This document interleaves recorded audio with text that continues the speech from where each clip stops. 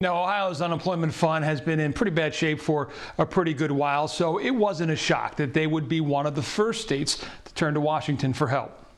That Ohio needed to borrow $3.1 billion from the federal government to cover its expected unemployment obligations is not a surprise. That happens when you go from 4.1% unemployment in February to 16.8% in April. It is essentially a line of credit, so Governor DeWine said they asked at this point for more than they think they will need. Good news is that at least at this moment, there is no interest being charged by the federal government. That's thanks to the CARES Act, but that's only through the end of the year. Then anything the state borrow comes with a 2.4% interest rate. And although the unemployment checks written with the money will bear the state's name, it is the state's businesses that will be the ones repaying the debt through FUTA, or the Federal Unemployment Tax Act. It's a tax on employees used to create the Federal Unemployment Trust Fund. The tax rate paid by businesses is 6% on the first $7,000 an employee earns, but that's whittled down through discounts to just 0.6%.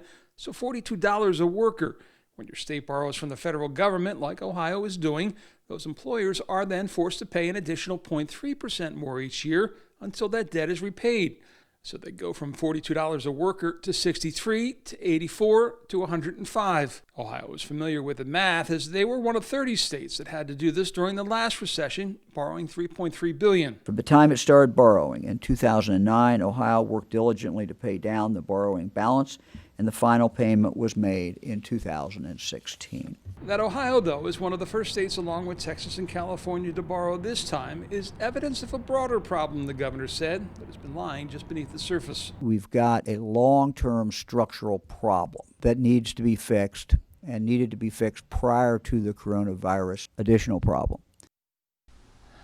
And one of the things that Senator Portman told me that Washington can do to help is to pass this back to work incentive that would enable unemployed workers to keep a portion of that $600 in extra federal unemployment benefits as a back to work incentive. That would get them off the unemployment rolls of the states and give those states back that needed money.